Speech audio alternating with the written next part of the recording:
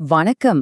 மெஞ்ஞான தேடலுள்ள அன்பானவர்களே, மிக மிக பழமையான அதே சமயம் ரொம்பவும் ஆழமான விஞ்ஞான பைரவ தந்திரம் பற்றிய இந்த விளக்கப்பதிவுக்கு உங்களை அன்போடு வரவேற்கிறேன். இது வெறுமனே ஒரு தத்துவம் கிடையாதுங்க. நம்மளோட பக்தியையும் தெளிவான வாழ்வியல் நெறிகளையும் ஒன்னா இணைக்கிற ஒரு மாபெரும் பொக்கிஷம்னே சொல்லலாம். இன்னைக்கு நம்மளோட இந்த ஆன்மீக பயணம் எப்படி இருக்க போகுதுன்னு சுருக்கமா சொல்லிடுறேன்.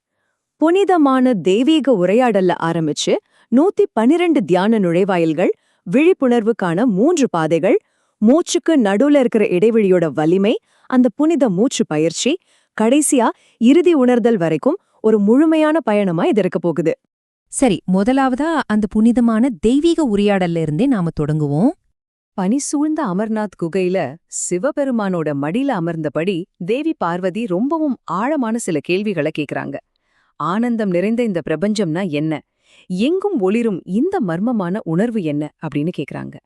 இதுல இருந்து நாம ஒன்னு தெளிவா புரிஞ்சுக்கலாம். இந்த மகத்தான தத்துவங்கள் ஏதோ வறண்ட விவாதங்கள்ல இருந்து பிறக்கல, மாறாக ஆழமான அன்பிலிருந்தும் தெய்வீக காதல்ல இருந்தும் தான் பெருந்திருக்கு. அன்னை பார்வதி தேவி தன்னோட சந்தேகங்களை தீர்க்கச் சொல்லி ரொம்ப பணிவா கேட்ட அந்த உண்மையான பழமையான சம்ஸ்கிருத வரிகள் தான் இது.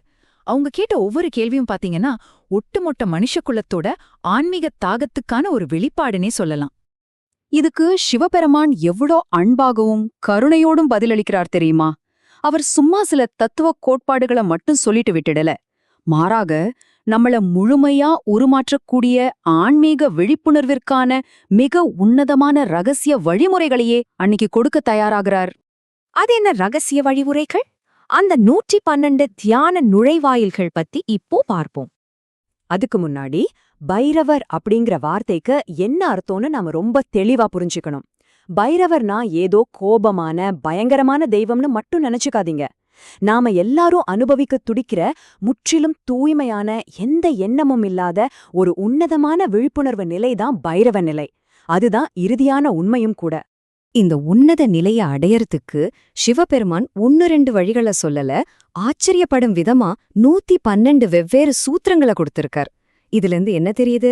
இந்த உலகத்துல இருக்கிற ஒவ்வொரு மனிதருக்கும் அவங்க இயல்புக்கு ஏத்தா மாதிரியான ஒரு தனித்துவமான பாதை கட்டாயம் இருக்குங்கிறத இது ஆணித்தரமா சொல்லுது. நம்ம மூச்சின் மேல கவனம் செலுத்துறது, ஒளிகள் மற்றும் மந்திரங்களை உற்று கவனிக்கிறது, இல்லனா வெறுமனே அந்த வெற்றிடத்தை தியானிக்கிறது, இப்படி நிறைய வழிகள் இதுல அடங்கும். அதாவது நம்ம மனித வாழ்வோட ஒவ்வொரு சின்ன ஜுரு அனுபவமே அந்த தெய்வீகத்தை அடையறதுக்கான ஒரு நுழைவாயிலா மாற முடியும் அப்படிங்கிறத இந்த நுட்பங்கள் நமக்கு கத்துக் கொடுக்குது. இவ்வளவு வழிகள் இருக்கும்போது இதை நாம எப்படி புரிஞ்சுக்கலாம்? விழிப்புணர்வுக்கான அந்த 3 பாதைகள் என்னன்னு இப்ப பார்க்கலாம். மாபெரும் குருவான சுவாமி லக்ஷ்மண்ஜூ இந்த ஆன்மீக பயணத்தை ரொம்ப அழகா 3 தெளிவான பாதைகளா பிரிச்சிருக்கார். 1 ஆணவோபாயம், அதாவது நம்ம மூச்சு மந்திரங்கள் மூலமா பயிற்சி பண்றது.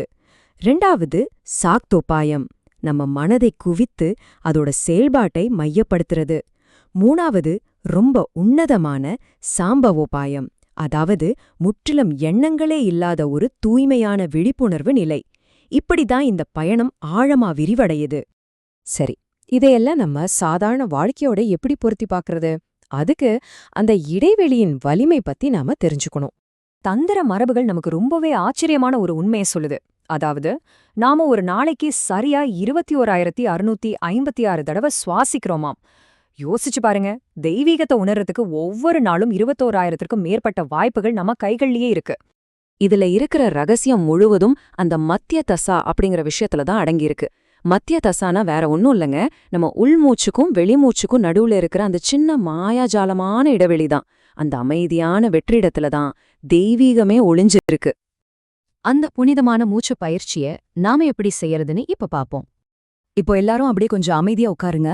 மூலப்பிரதியோட 64வது வசனத்திலிருந்து நம்ம பயிற்சியை தொடங்குவோம். நம்ம உள்மூச்சும் வெளிமூச்சும் சந்திக்கிற அந்த துல்லியமான மையப்புள்ளியில தான் ஒரு மாபெரும் தெய்வீக நல்லிணக்கம் உருவாகுது.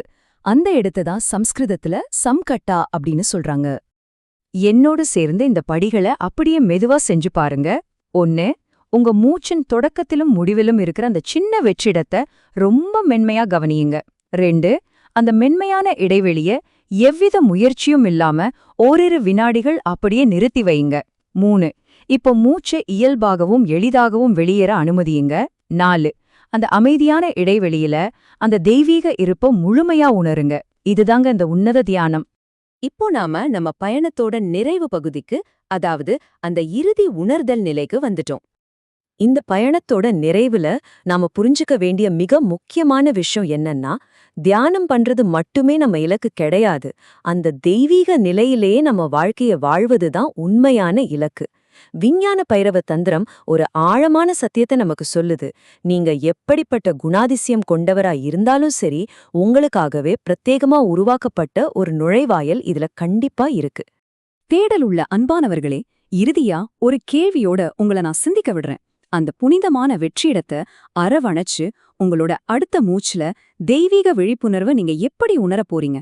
அந்த பேரானந்தம் உங்களுக்கே வசமாகட்டும். நன்றி, வணக்கம்.